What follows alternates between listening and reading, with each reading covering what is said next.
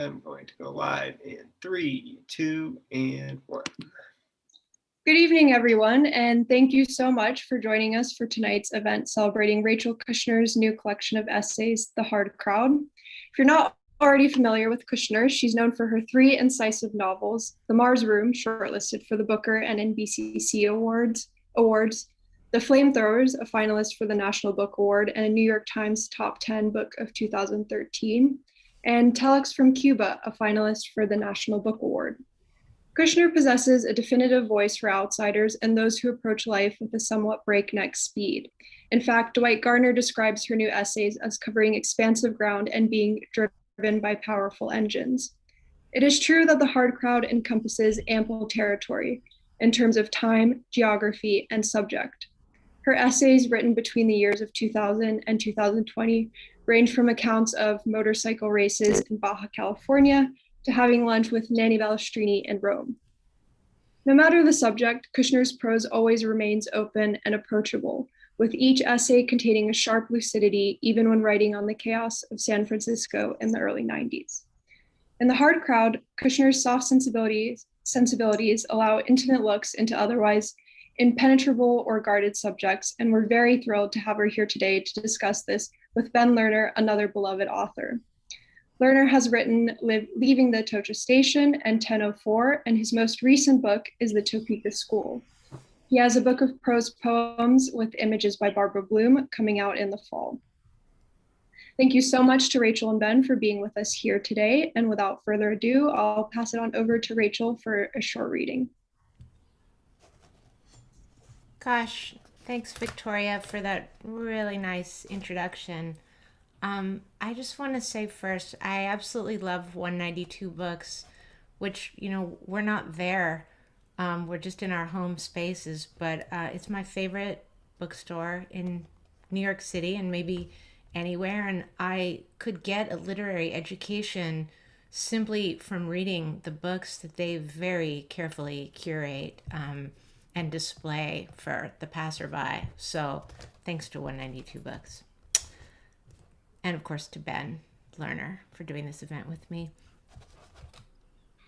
A few years ago, I was in Eufaula, Alabama for a family reunion, not my own, but my in-laws. I stopped at a thrift store.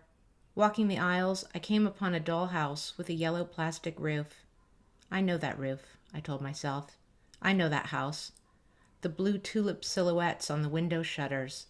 I knew everything. I peered in the little windows at the little kitchen and the tiny bathroom and the photograph of wood grain papering the den. Did anyone ever have a den, or just fictional people on television shows and the implied fictional people whom dollhouses bespeak? This dollhouse was stained and dirty. It had a layer that marked it as not mine, but its rooms were primal scenes to which I held claims, to which I was returning inside this thrift store in Eufaula, Alabama. I had owned this model of dollhouse, a menagerie, as I understood, peering in the windows, of everything that grips me and won't let go. Since the little house already owned me, there was no need to buy it. It is amazing what, from the past, you can drag into your net, only to find that it has never left your net. At a restaurant in Venice, the old waitress insisted we not order, and instead she commanded that we be served the catch of the day. The catch of the day were these burglar-mugged fishies, bottom feeders, that looked like cartoon drawings of bank robbers, proletarian faces, deep-fried. As a bourgeois, my decency was offended. Or maybe I was offended that these little scofflaws got caught in a dragnet and I felt for them. Anyhow, the waitress forgot to bring silverware. It's said that capitalism relies on a system of selling you something you don't own to someone who doesn't want it, which is identical to how a Lacanian defines love. The lover makes a gift of his banality as if it were a wonder.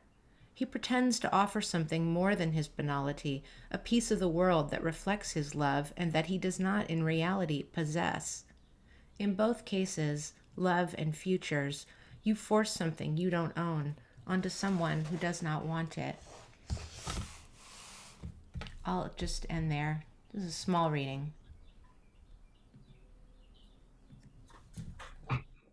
How you doing, Rachel? I'm pretty good, Ben. How are you? I'm okay, right? A second ago, I just got a thing on my screen that says my internet is unstable, which I find very destabilizing. But I'm going to watch closely to see if you or I freeze. But Okay. They let you know, they let you know. as if there's something you could do about it. Also, unstable is a very destabilizing word. Like, I Yeah. wish I just said it didn't work. Um, so I've been reading some of the rave reviews of this incredible book. And some of them say that part of the pleasure of these essays is that we finally get to learn about the remarkable person behind the fiction. And like, there's certain ways in which that's true. Like, we learn in Girl on a Motorcycle about some formative experiences you had, including experiences with motorcycles, which are obviously an important fund of knowledge for the flamethrowers. We learn almost as an aside in the harrowing essay about visiting a Palestinian refugee camp, a little bit about your father's history, your paternal lineage of communists and Jews. And again, Yeah. almost as an aside, in that great essay in the Company of Truckers, you mentioned that your husband hails from a family of truck drivers. The last essay, The Hard Crowd, is, among other things, this gorgeous history of jobs and friends you've held and lost. And it also tells us that you huffed some nitrous as a teenager and so on, right? But I actually want to suggest that one of the interesting and compelling things about these essays is that they don't reveal that much about you, that they stay focused on experiences whose significance is ambiguous, and that there's a lot of resistance to psychological access or summary or interpretation, and that this distinguishes you from a lot of contemporary writers of essays. And I was just wondering if we could start in that territory. Like, can you say something about how you approach or balance privacy and revelation, self-scrutiny, and inscrutability? Sure. I got to think about this. But as soon as you said, despite all these things that you just mentioned that are actual biographical details about my origins, family, life, and experiences, when you said they don't reveal all that much, I thought, good. And then what you went on to say, I guess, affirms what I was thinking privately, which is not maybe about privacy qua privacy, although I believe that may be a benefit of it, whatever measure of privacy I managed to hold on to, reserve for myself, but rather that I don't know if I'm interested in whatever kind of self reflection you feel is missing from those essays. I'd like to think is missing intentionally because it's simply where I don't want to go.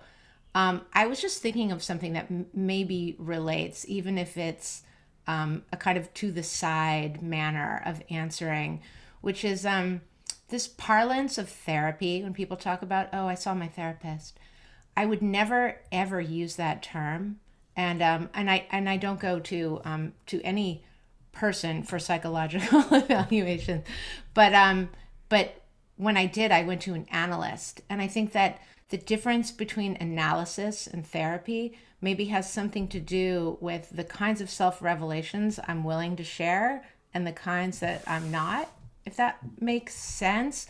I think that like the therapeutic is maybe meant to normalize or aid the person to function in society, and I guess I don't use my life in my work to report back on how it is I'm functioning or not. And it's not because I don't want to share that actually, but simply because my mind does not work that way. And that's not something that I ever really think about. Instead, I'm trying to catalog and understand the world around me. And sometimes it becomes pertinent to share certain experiences that one has had themselves in order to have a full experience as a writer. And like, for instance, when I went to Shuafat refugee camp, in East Jerusalem, where 85,000 people live in a square kilometer. When I was leaving, I had this interaction with the checkpoint Israeli soldiers, where they demanded to know if I was a Jew, because it was so unusual that anybody but Palestinians who are residents of Shuafat refugee camp would be coming and going from there. And it was worth exploring for me at the very end of that essay what my relationship to that is. Because my father never really talked about us being ethnically, whatever that means, half Jewish. When I asked him just recently, do you consider yourself Jewish? He said, we were American communists growing up. So I don't know if by throwing that in there, I'm trying to sort of also figure out what it means. And with the essay that kind of documents a night that I witnessed this incredibly generous truck driver fix my 63 Impala for me. When I wrote and published that, I was not married to somebody who was from a family of truck drivers. And now I am. And when I was putting the essays into the book, I thought, well, maybe this matters also because I'm really influenced by my husband's intellectual interests. Like what he brings into the house, I'm exposed to, and it makes my world a lot bigger. At the same time, that he's a person made of, like we all are, like interesting contradictory parts, and is from this very tough family. None of those truck drivers are alive anymore, but I knew some of them. I never knew his dad, but he told me that he went on long haul trips with his dad when he was very little, like 3, from Florida to Canada, and that his dad didn't say a single word the entire time. I mean, those, like, part of what's remarkable about the We Are Orphans essay, the essay about visiting the Palestinian refugee camp, is that moment where you do say something about your father's lineage of Jews, or Jews who are communists or whatever. I mean, you share it in the essay, but it's a moment of your refusal, like you said, to share it with the Israeli police. Like it's actually a scene of refusing to be interpolated, or refusing to provide a certain kind of explanation. And the kindness essay, what's so amazing to me is that, I mean, it just feels very untimely to me, because it's all about this incredible kindness in which no one has any pretense of knowing the other person. Like, you don't say, like, nobody asks any questions, nobody will take any money. And I kind of feel like I guess part of what fascinates me about this in the nonfiction is its relation to characterization in your fiction, and the concept of character. So I was rereading the essays, and you use the word character really early on the 3rd page. You say, this is like the young you, I wrote this down. This is the young you watching a motorcycle rally in London. And you say, my older brother couldn't have cared less about the difference between monkey and Allen wrenches. It was me who was willing to stand in the rain as the riders in the vintage British rally passed, my mother and me sinking into the mud on the side of the road, and me at 7 computing that engine oil under the nails, the ability to kickstart a 4-stroke or handle a suicide clutch. These were not just skills, but character. And when you're writing like 100 pages later about Cormac McCarthy's books, you say something about, like, McCarthy's characters don't doubt or hope or suspect or wonder. Instead, they are defined by know-how, as Heidegger might put it. And so I'm just wondering about how, like, I mean, privacy isn't quite the right word, but this idea of like depicting people without summarizing them psychologically, without pretending to have access to their inner depths, but looking for like material practice, traces on the body, know-how. That's what's in a lot of these essays. Can you say something about the relationship of that to how you think of character in your novels? Yeah, wow, it's such a smart observation and question.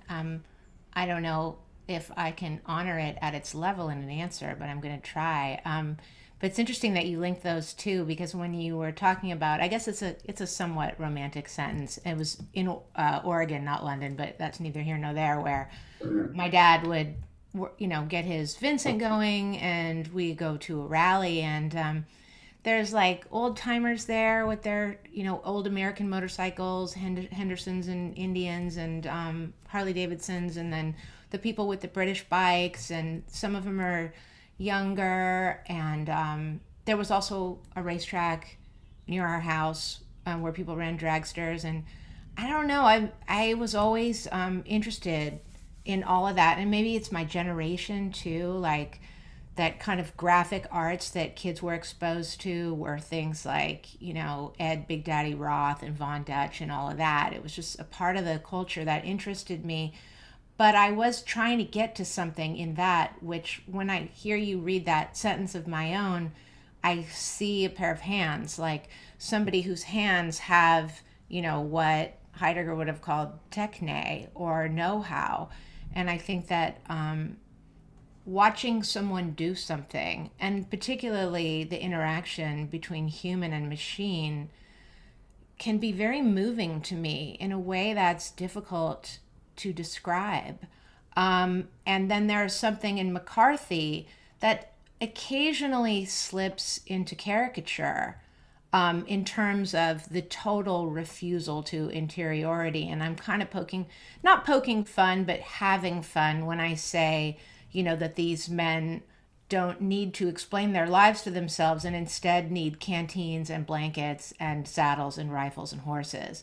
And that's the way those books function. And it kind of came to me all at once after rereading the whole Border trilogy in order to write this preface, after which I felt like I had drank about 10 gallons of chocolate milk and thought, like, what's this sameness that I'm feeling? And it's that refusal.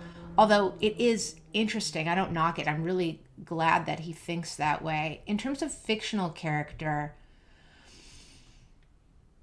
I don't know, that's a tricky one. I mean, I guess I probably operate from a fundamental belief that teasing out full psychological complexity as if you've built a wiring diagram of the person in the book is not realistic or believable or useful or interesting artistically, at least for me, because people have too many layers of depth and capacities for contradiction. And moreover, if the person in the book is a kind of hologram that's meant to feel somewhat real, if your interest is creating some kind of realism in fiction, then I think spaces of silence or obliqueness could maybe do for a character what they actually can do for people in real life.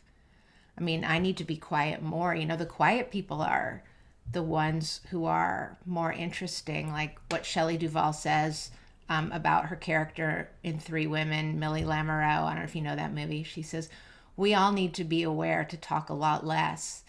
And it's so that other people can get some sense of what you're made of rather than continually trying to tell them what you're made of. Yeah, I mean, this is kind of putting it abstractly, but I also feel like you're making an argument for form, like that it's the machinery of the sentence as a writer more than it's the kind of paraphrasable emotional content of the sentence or thought that matters, that like teaches or enacts something. At least that, I mean, I feel that reading these sentences, like I do learn something really important about the Palestinian refugee camp or the sinking of a ship when you describe it, but there's more an experience that's enacted in the prose that matters to me. I mean, I could learn that information in other ways, but I wouldn't experience it without the tuning of your prose. I mean, it makes me think, talking about Cormac McCarthy, of a very different writer who you discuss. Well, I don't know, maybe they're not that different, but a very different writer that you discuss in the book, which is the Nani Bellestrini stuff, because this relates kind of to the question of like individuation in fiction and the degree to which you can like know an individual. And you have this essay called Popular Mechanics about him and his book, We Want Everything, which I hadn't read until you recommended it to me. And part of what you describe and admire is how he constructs, you say something about like, it's like a voice with particularity and comedy and force and rage, but it gives us a sense of thousands. Like he refuses the convention of the novel where we think about character as about individuation. and instead manages this voice that's a kind of choral or collective approach to character. I mean, can you say something about why he has mattered to you, and maybe if it bears on this notion of kind of the therapy versus analysis? I'll try to bridge back to that one. That's a tough one. Yeah, Nani Ballestrini, I think he's such a great writer, and he's like a visionary. He had an idea of what kind of art he wanted to make, and he only made these novels because they seemed to fit with a larger idea he had about how art could be both extracted from and then given back to the historical moment, very exciting for him, that he was passing through. He was very much a part of a generation of people who kind of flocked to the factory gates of Fiat in Milan and Turin in 1968, 1969, 1970, and a time that was called the hot autumn of Italy, when the people who were working on those assembly lines, just kind of rejected the Communist Party altogether and engaged in these wildcat strikes, in which their slogan was, "We want everything." And looking at how that came to be, this very tumultuous, convulsive moment, there were streams of people immigrating from southern Italy to northern Italy at that time for particular reasons that had to do with the economy of southern Italy and the disappearance of jobs, and due to drought and apparently the fluctuation of grain prices. There are always multiple reasons. And then all of these people were getting on trains and going north. And the north of Italy is like a different world. It's a different culture. It's really only one country because, of this thing called the Risorgimento. And prior to that, these are different cultures. They basically speak different languages. They eat different foods. They live in a different way. And the North was very rapidly industrialized after World War II. So there's these big factories there. And as I read this interview once with Antonio Negri, and he says, you have to understand that by the late 1960s, Italy was making the fastest motorcycles in the world. And he says it as if that's going to explain this wave of political revolts, which, he's leaving a few steps out with that. But back to all these people getting on trains and then arriving in Milan and sleeping at the train station. And there were police who would roam around the train station asking people for their papers. They weren't trying to prevent vagrancy. What they were trying to prevent was journalists. They basically, the train station had a loose agreement, as I understand it, with Fiat to allow people basically to sleep there, so that it's like subsidized housing for people who are just arriving.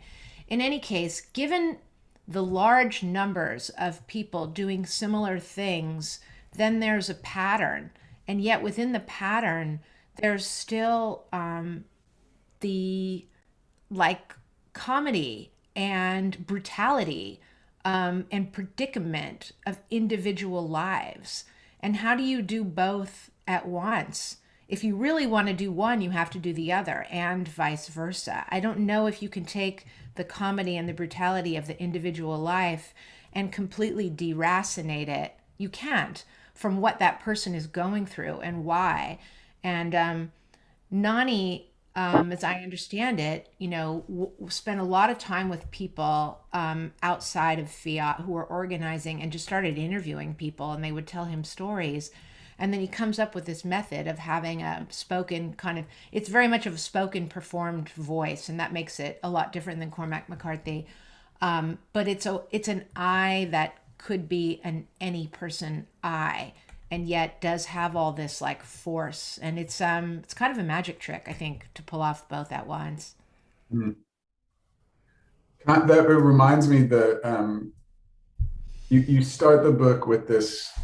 I mean, I don't know. I guess it's an epigraph. It's a quote, but it's not attributed as a quote. I didn't know it was a quote until 217 pages later when I Sorry to encountered it. mislead you. Yeah, no, but it was, I mean, it's interesting to be misled about this. It's significant, but you start the book with these lines: what others get from me is then reflected back onto me and forms the atmosphere called I.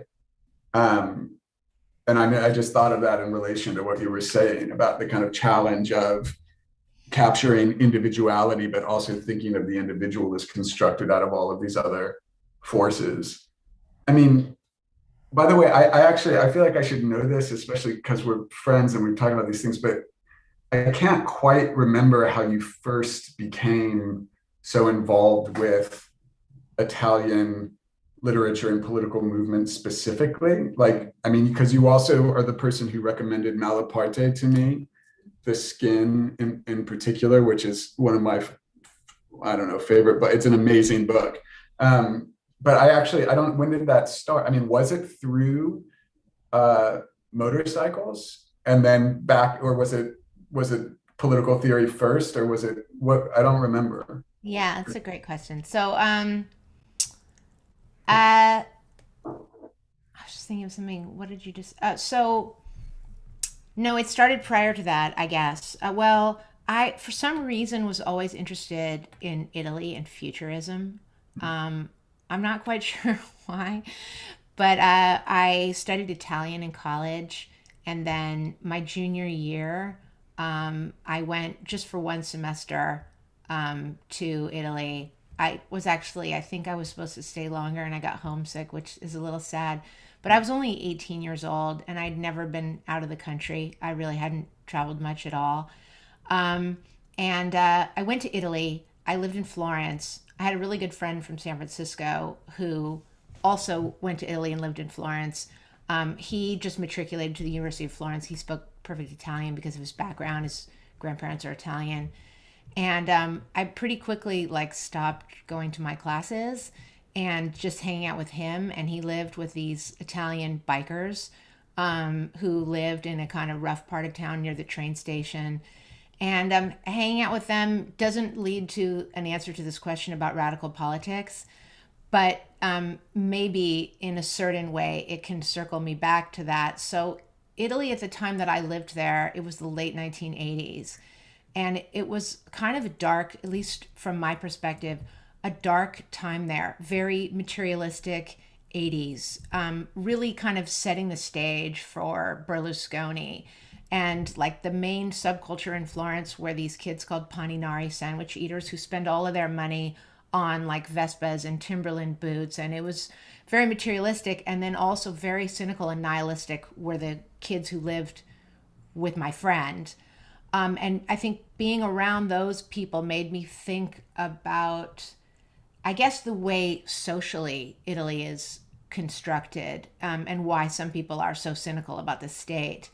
Then later on, I guess I started riding Italian motorcycles, and was friends with a lot of people who rode Italian motorcycles, and friends with people who, wrench for as like crew mechanics for Ducati and etc. And then when I met Jason, my husband, he had been a student of Michael Hart as an undergrad, quite young, who introduced him to the whole phenomenon of autonomia in the leftist 1970s, and I learned about it through Jason. So the part of the book, those just brief couple of paragraphs that I read at the beginning of this event, I mentioned Venice, and you and I got to go to Venice and had a set of, I would describe, epic experiences. But this reference to Venice is much earlier. I went with Jason when he was participating in a philosophy conference in Venice, and Tony Negri and all of these kind of characters, people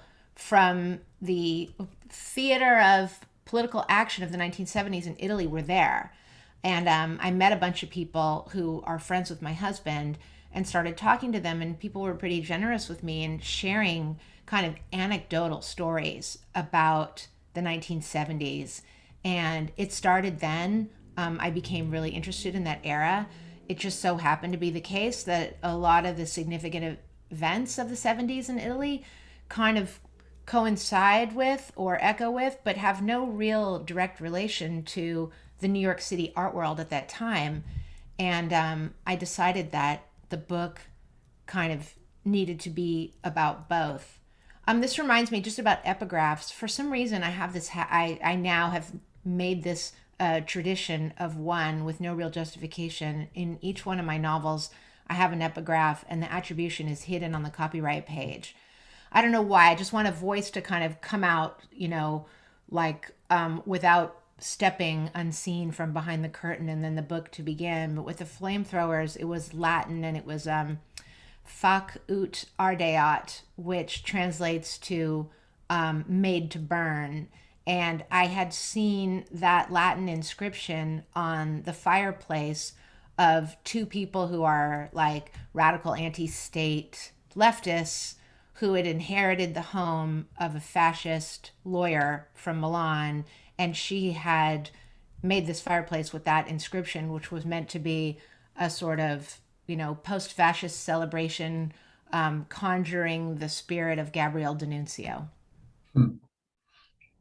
I mean, I have this question that I want to say is somehow connected to an Italian sensibility, but that's probably just a stupid cultural stereotyping. So forgive me, but like one of the things that's really fascinating to me about the essays and also untimely is that you're really concerned with or attentive to like physical courage and competence, like the skilled writer or mechanic, as we talked about, and also like kindness to strangers, and the trucker essay, like we discussed, like helping without wanting to know, without wanting compensation. And this is one of the links to Italy and the way that this comes up in the essays, you're really interested in cowardice, like the Italian captain who abandons the ship that you write about in Bad Captains, I think it's called. So like courage, kindness, cowardice. I mean, just like at a moment in which a lot of people are talking about subject position and psychological states more, than particular actions, like you're interested in actions and not identities and simple emotional states. And these are like virtues in an almost classical sense. And they're fast. They're like actions and an emergency as opposed to being psychological states. And there's something kind of ancient about the moral economies in your book. Like, how does one act in an emergency? And I actually don't have a question. It just occurs to me that one of the through lines, one of the ways the book is shaped is through like courage, kindness, cowardice, without pretending to know the other or owe the other something. Just seems really interesting. But so that's one through line. Let me use it as a question to just ask you a little bit about shaping this book, like as a specific work of art. I mean, you've written many more essays in the last 20 years than appear in this book.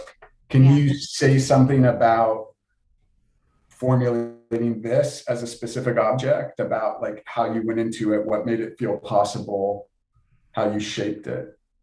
Yeah, sure.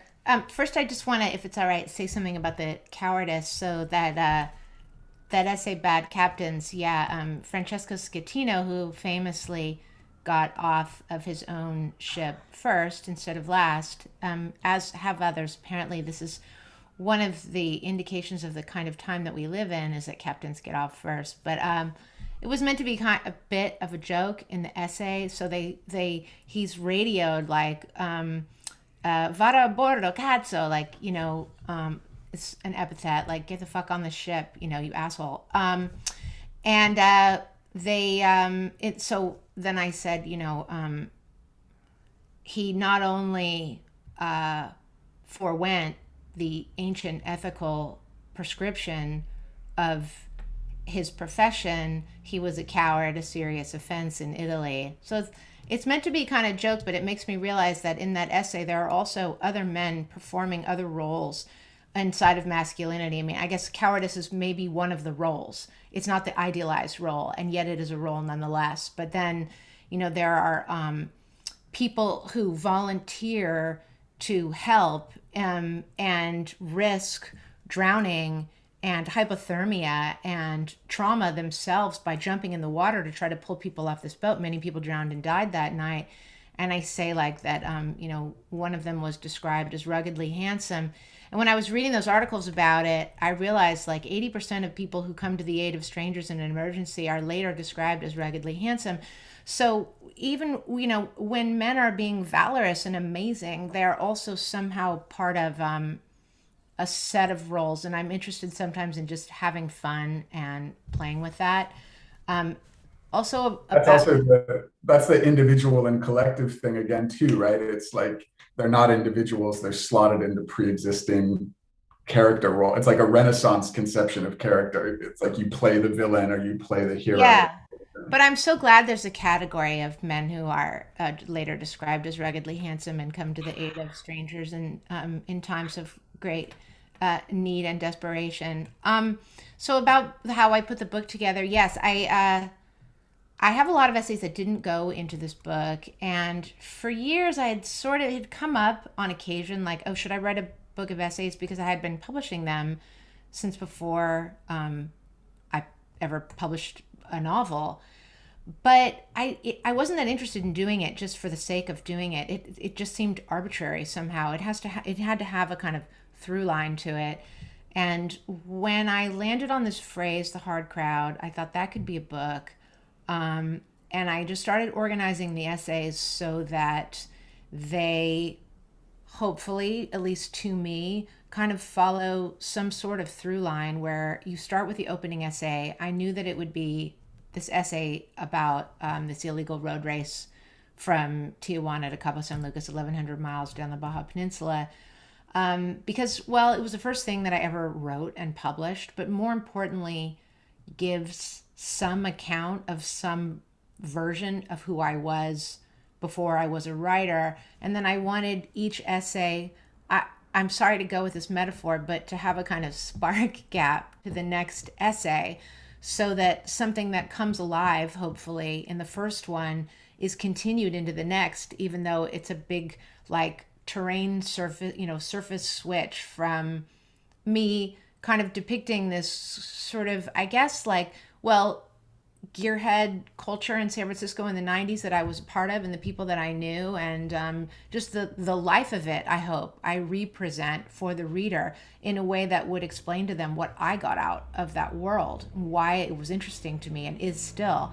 And then it goes from there to me standing in this refugee camp watching a boy of 12, as I say, like signal like he's pulling over into a NASCAR pit. And this is kind of, I guess, from driving to driving, but maybe more importantly, me before I was a writer to me fully a writer, and yet still trying to take in and decode worlds that are big and intricate.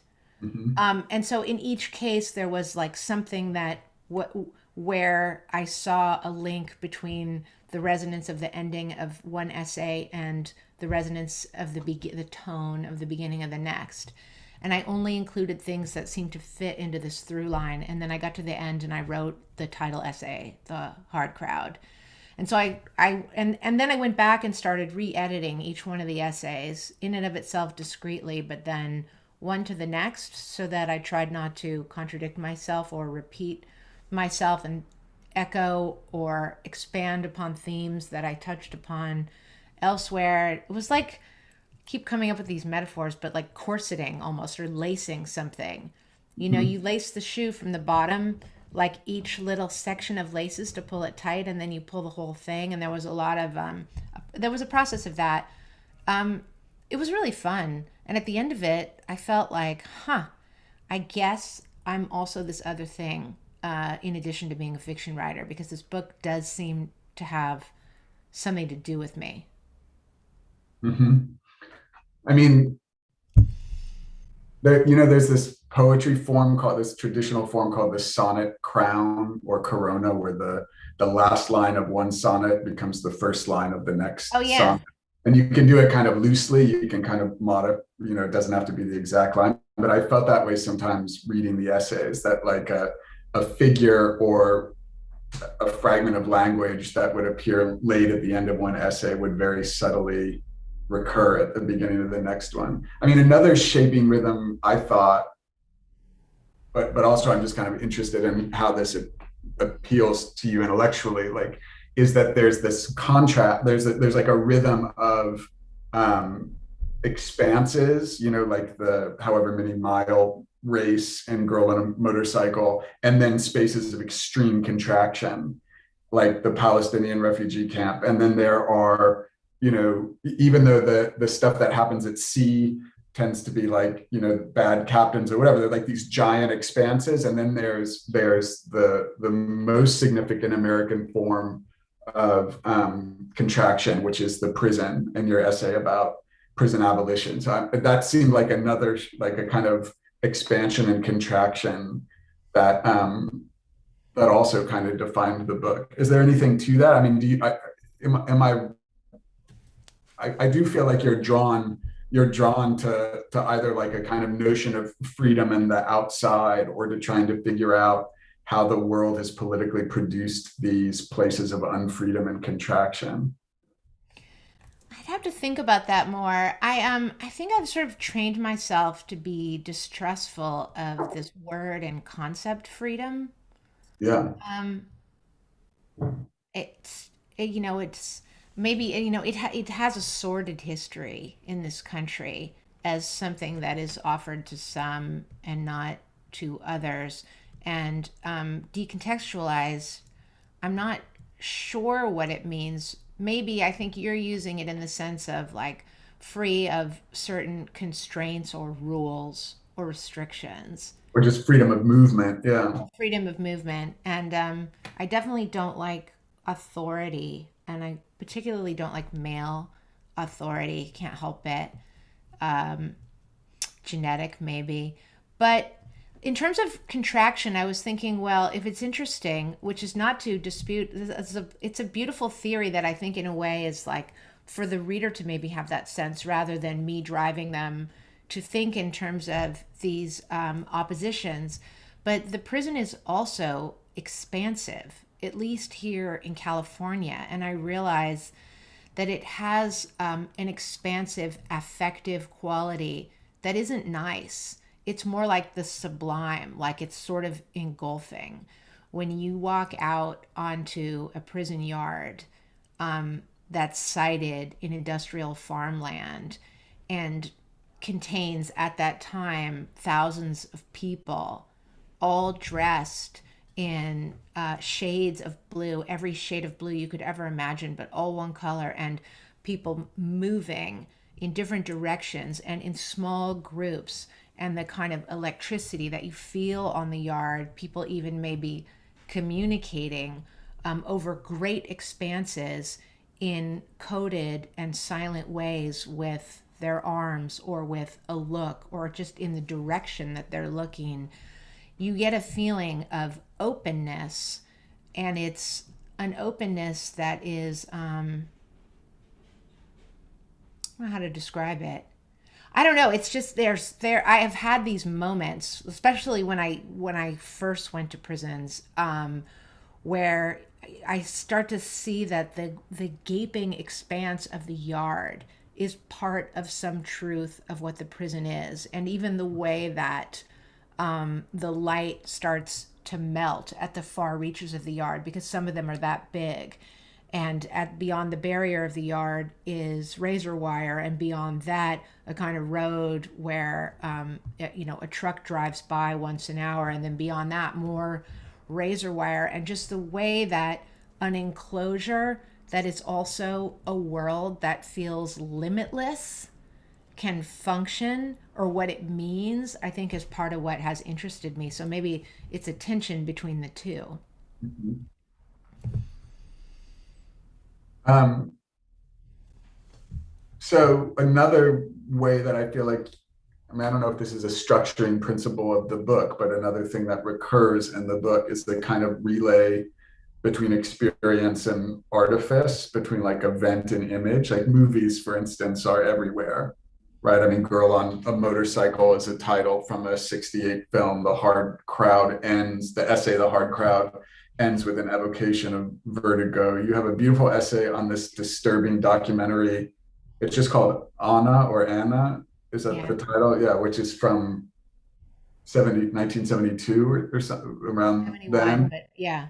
Yeah, and you describe in Made to Burn um, many of the images that sparked inspiration for the flamethrowers. I mean, I think you say something about how you put an image on the wall like above your desk when you were working on the flamethrower. So, I mean, can you say something again? I mean, I know it's too big a topic, but I'm interested in just kind of inviting you to talk about how the image or the moving image motivates your writing, recurs in your fiction, maybe is elaborated in your fiction. Yeah, sure. I could say a few things about that. So Anna, that movie, it's by Alberto Griffi and Massimo Sarchielli, and it is absolutely incredible. It's very difficult to see, but Metrograph is going to screen it. Actually, I don't know the date, but it's this month.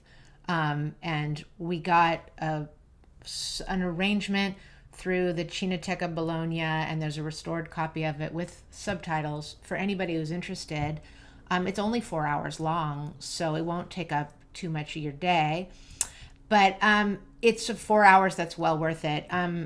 The Lincoln Center, I always get them mixed up. Lincoln, the one that Dennis Lim is the curator of, Lincoln Center Film, they screened it a few years ago, and I introduced it, and I thought, well, this is a 4 hour movie, and surely people are going to get up and leave when they figure out what it is, which I'll get into in a minute. But nobody left. Everybody stayed the whole 4 hours. It is a riveting film that was made on video. It's like kind of very early instance of video when filmmakers were just figuring out, oh, I can just leave this camera running for hours and it changes what you can do on film in terms of duration for everybody, the actors and the crew, and then later the people watching it.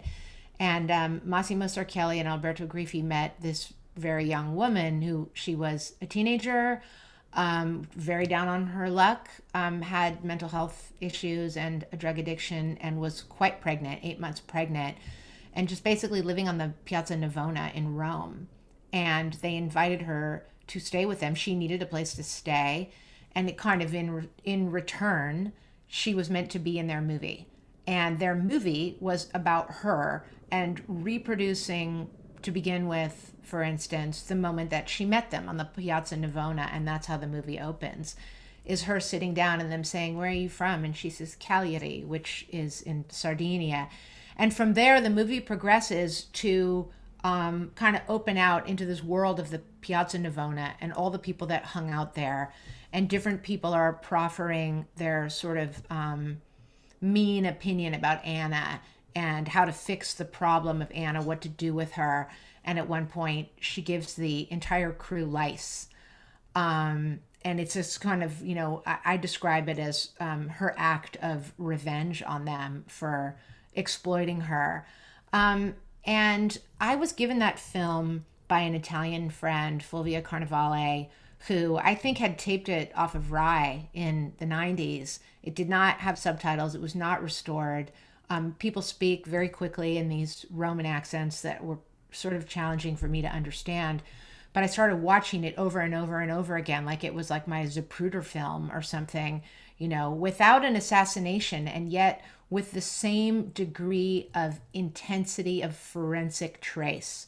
Like I decided that everything I needed to understand about that historical moment in Italy was caught on film, and that all of these characters, these people, what they said was somehow this truth document, a set of testimonials. And so I became obsessed with it and watched it over and over.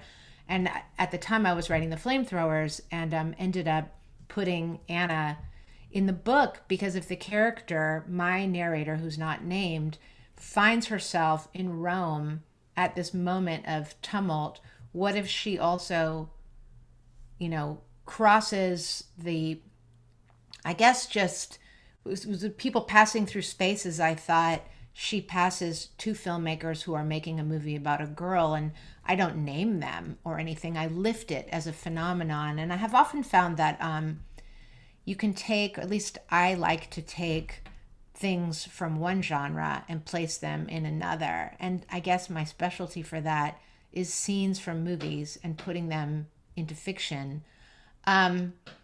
There's a scene in Don DeLillo's novel Underworld where he does that with the Robert Frank movie Cocksucker Blues. And he comes up with this very compressed and elegant gloss of what the movie is based on his character going in to a theater to watch it. And what she says kind of condenses the movie as if in summary, but also tells you more about the character based on how she interprets the film. And so I started as a kind of exercise making my own version of that with the movie Wanda by Barbara Loden, which I put into the flamethrowers.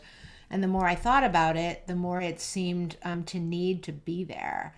And there's this scene where she is kind of gazing dreamily out from the window of the boss's office at a textile factory where she's hoping to pick up her last check, where he stiffs her and doesn't give her as much money as she thinks she's owed. And behind her on the wall, you can see the time clock.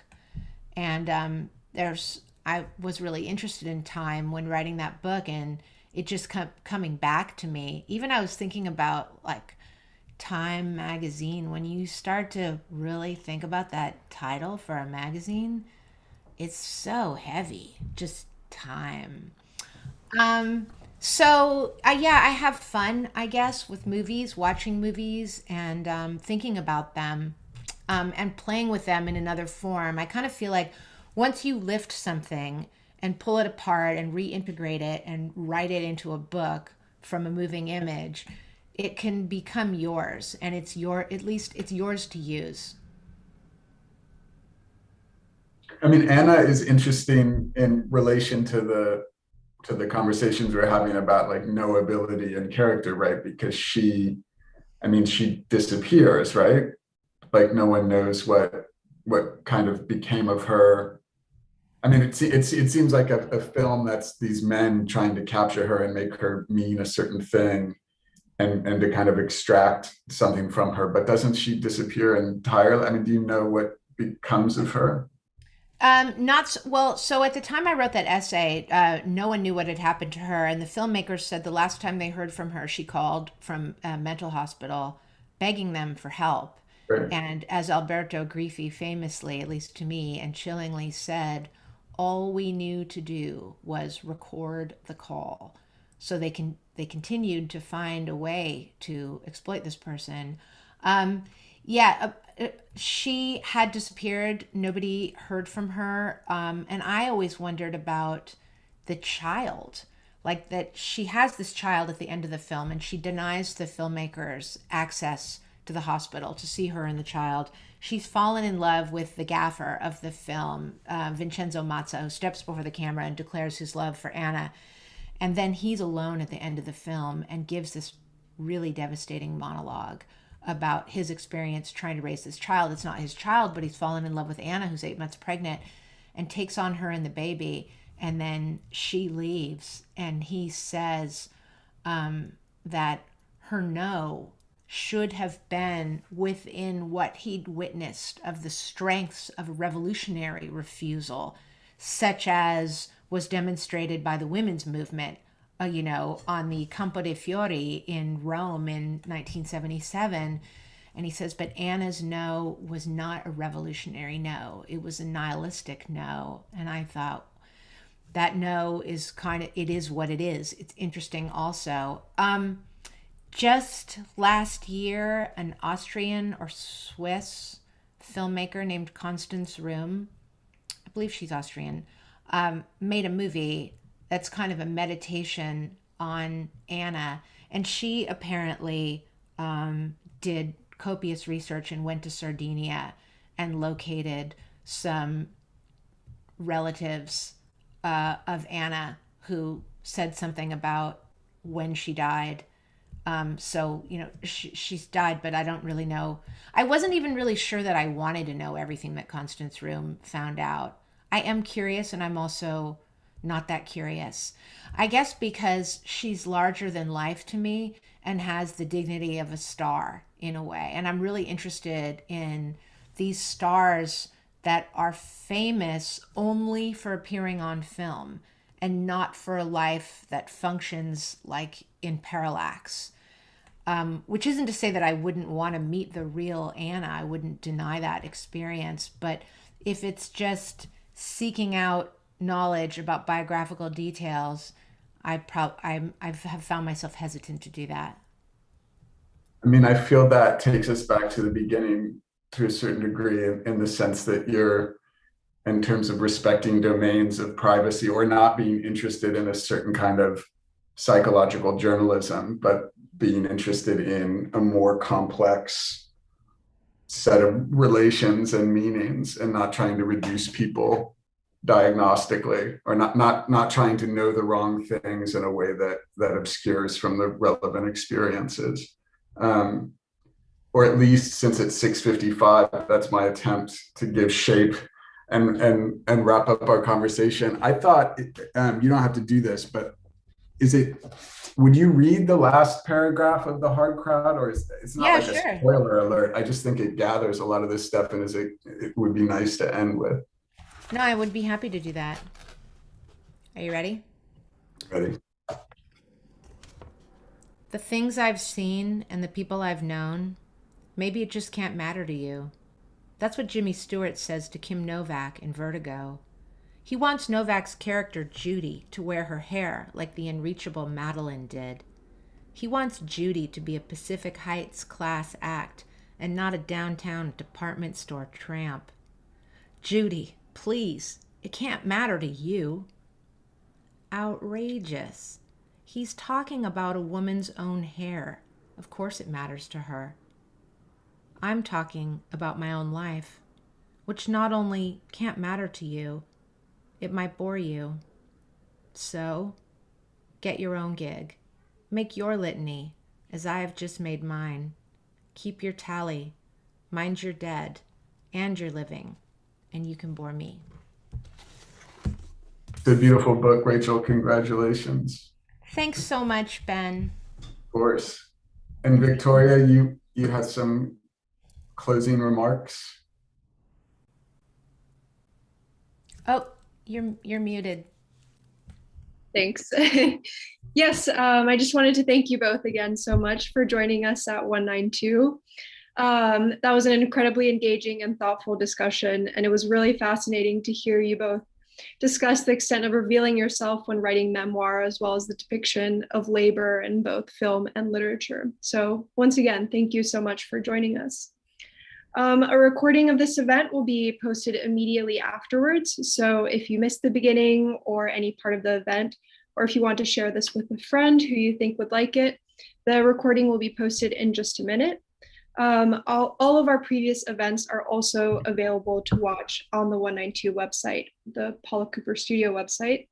And if you'd like to reserve Kushner's The Hard Crowd or Mayor of Leipzig, you can send us an email at info@192books.com. You can also come to the shop for safe, socially distant browsing every day from 11 to 5 until 6 on Fridays and Saturdays. You can also order from our bookshop.org page for direct shipment if you can't make it down to Chelsea. Also, you can sign up for our email newsletter or check out our website 192books.com for information on our upcoming events. Our next event is an Ancient Wisdom for Modern Readers panel, which is a series that's published by Princeton University Press. Rob Tempio will be moderating a discussion between Michael Fontaine, Joanna Henink, Josiah Osgood, and James Rom. So until next time, thank you so much, everybody, for joining us, and I wish you a good night.